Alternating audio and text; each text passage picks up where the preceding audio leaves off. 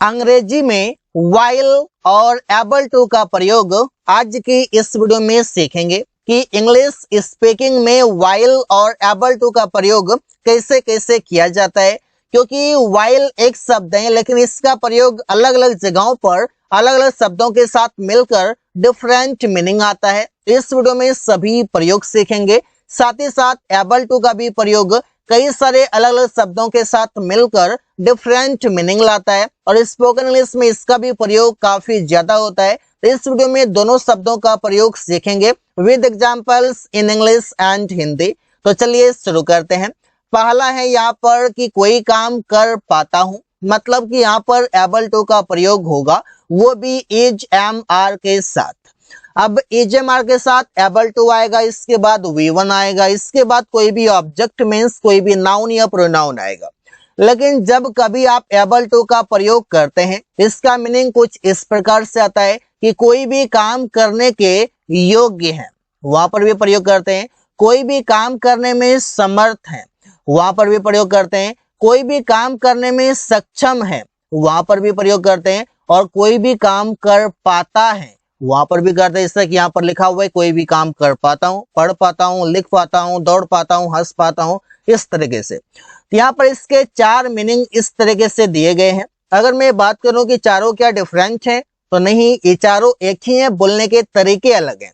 इससे कि यहाँ पर मैं किताब नहीं पढ़ पाता हूँ, मैं किताब पढ़ने के योग्य नहीं हूँ क्योंकि मैं अनपढ़ हूं तो नहीं पढ़ सकता। मैं किताब पढ़ने में समर्थ नहीं हूं, मैं किताब पढ़ने में सक्षम नहीं हूं। मतलब कि हमेशा बात जो आ रही है वो बात हो रही है कैपेसिटी की, मीन्स बात हो रही है क्षमता की।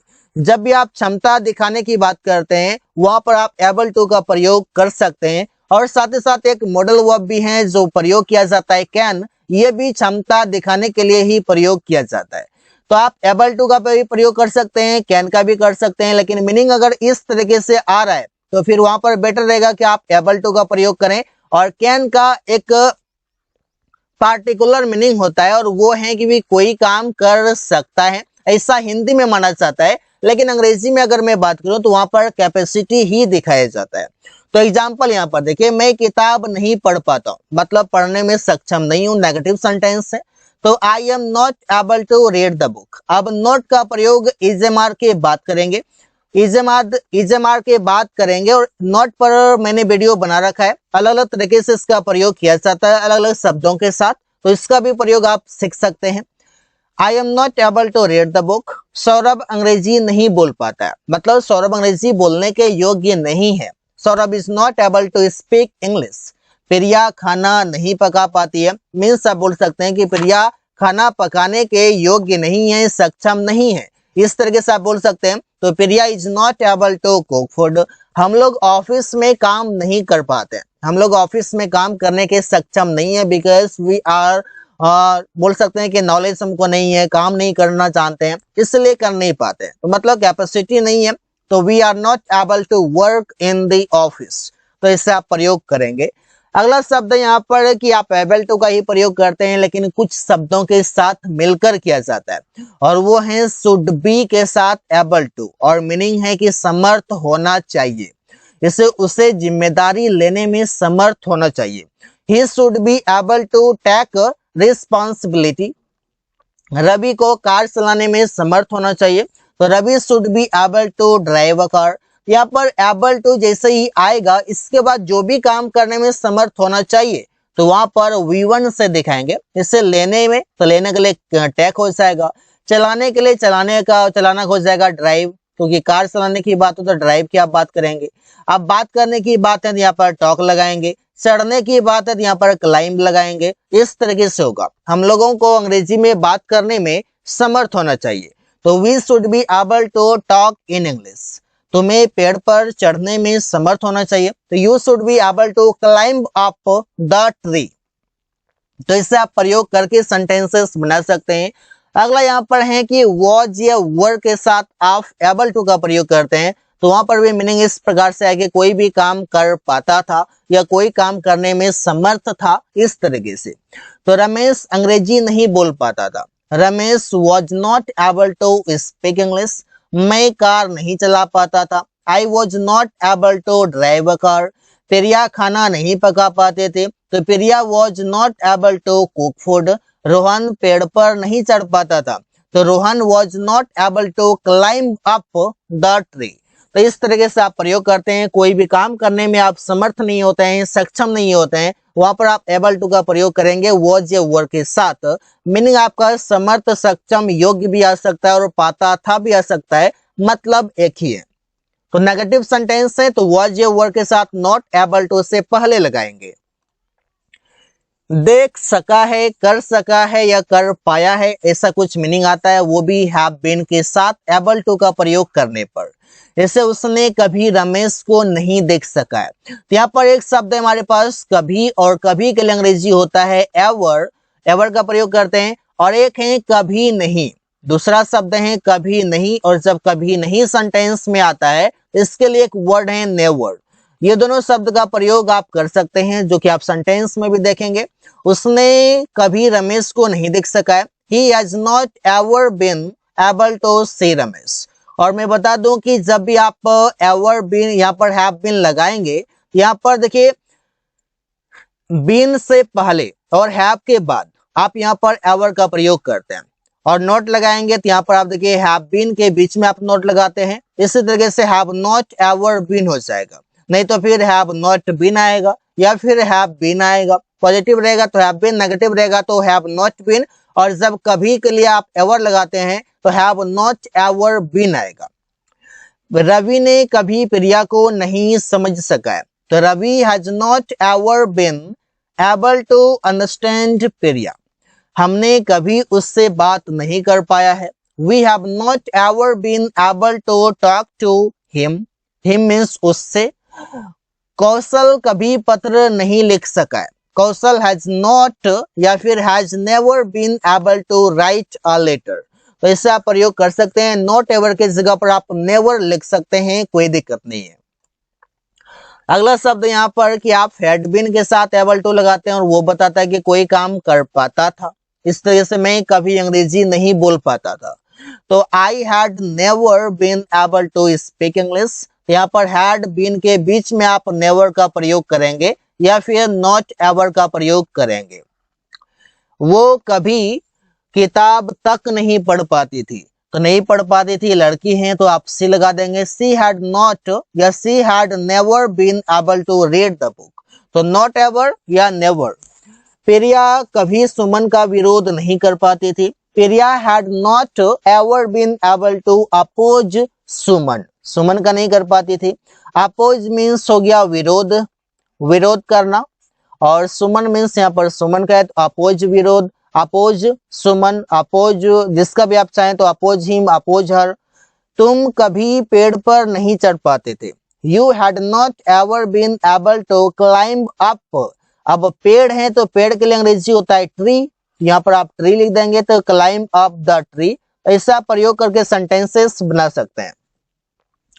अगला यहाँ पर इस प्रकार से आप सेंटेंसेस बहुत सारे बना सकते हैं। अब आगे जो प्रयोग देखते हैं वो देखते हैं वाइल का, और वाइल का जो हिंदी मीनिंग है वो है जबकि, और इसका प्रयोग कंजंक्शन के रूप में होता है। दो क्लॉजेस के बीच में प्रयोग कर सकते हैं, दो सेंटेंसेस के बीच में प्रयोग कर सकते हैं, कुछ इस प्रकार से। मैं सो रहा था जबकि वे लोग टीवी देख रहे थे, तो आई was sleeping while they were watching TV. जब आपको ऐसा काम बताना हो कि पहला सेंटेंस जो है उसका जस्ट अपोजिट काम दूसरे सेंटेंस में दिखाना है, जिससे मैं सो रहा हूं तो वो पढ़ रहा है, अब वो पढ़ रहे हैं तो वो खेल रहा है। तो इस तरीके से आप सेंटेंस अपोजिट सेंटेंस आप आने वाले सेंटेंस में लिखते हैं। इससे मैं सो रहा हूं तो वो टीवी देख रहा है। अमन नाच रहा था जबकि सुमन गाना गा रहा था, Aman was dancing while Suman was singing a song. तुम खेल रहे थे जबकि अमन पढ़ रहा था, you were playing while Aman was studying, Aman was reading. तो इससे आप कर सकते हैं, पढ़ना के लिए आप रीड प्रयोग करते हैं, और स्टडी का प्रयोग तब करते हैं जब अध्ययन करने की आप बात करते हैं।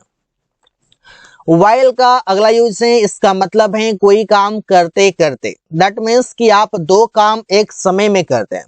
इसका प्रयोग आप करते हैं सेंटेंस, इसके बाद while, और while के बाद जो भी एक्शन होगा, जो भी काम होगा वो V4 में होगा। इसे अमन गाना सुनते सुनते दौड़ रहा है, तो आप समझिए कि सेंटेंस में दो काम एक साथ हो रहा है, गाना सुनना और दौड़ना। तो Aman is running while listening to music। तो V4 के बाद यहाँ पर कोई ऑब्जेक्ट भी आ सकता है, इस वर्ब का ऑब्जेक्ट।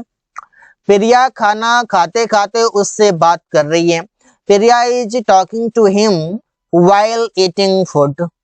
तुम सोते सोते मोबाइल चलाते हो, दो एक्शन एक बार हो रहा है, you use your phone while sleeping, या फिर आप बोल सकते हैं while lying on bed। ऐसे आप बोल सकते हैं क्योंकि नींद में रहेंगे तो मोबाइल नहीं चला सकते, तो आप बेड पर पड़े हुए, बेड पर लेटे हुए, ऐसा कुछ मीनिंग है। अगला यहाँ पर शब्द है while, लेकिन यहाँ पर in a while प्रयोग हुआ है, ये in a को ऐड किया गया है, इसका मीनिंग यहाँ पर टोटली चेंज हो गया, कुछ देर में। सेंटेंस के बाद आप लास्ट में प्रयोग करेंगे in a while, जैसे कुछ देर में तुम लोग अपना काम पूरा करोगे, मतलब कि अभी काम कंप्लीट होने के कगार पर है, तो you will complete your work in a while।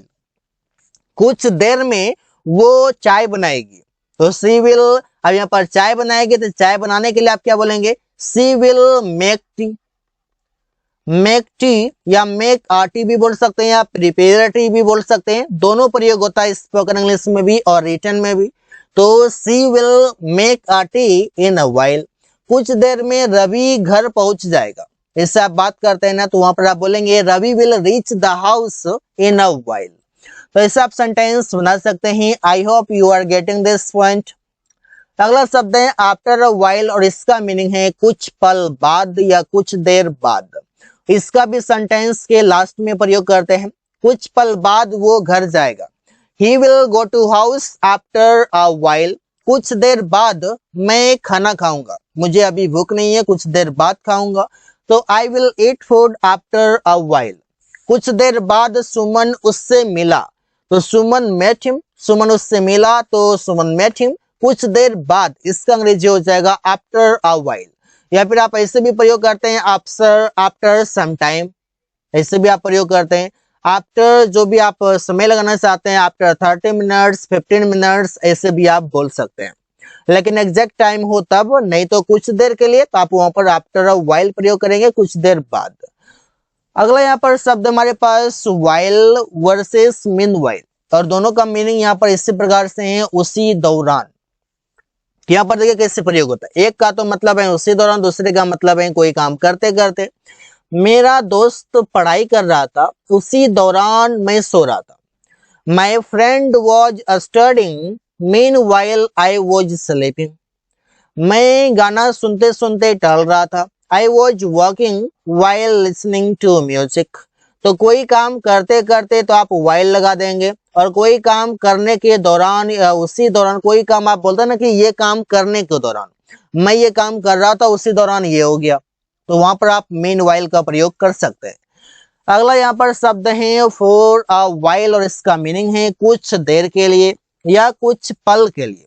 कुछ पल के लिए मेरा इंतजार करिए, because I have some work. तो आप बोल सकते हैं wait for me for a while. कुछ पल के लिए अमन के साथ जाओ, go with Aman for a while. मैं कुछ देर के लिए सोने जा रहा हूँ, I am going to sleep for a while.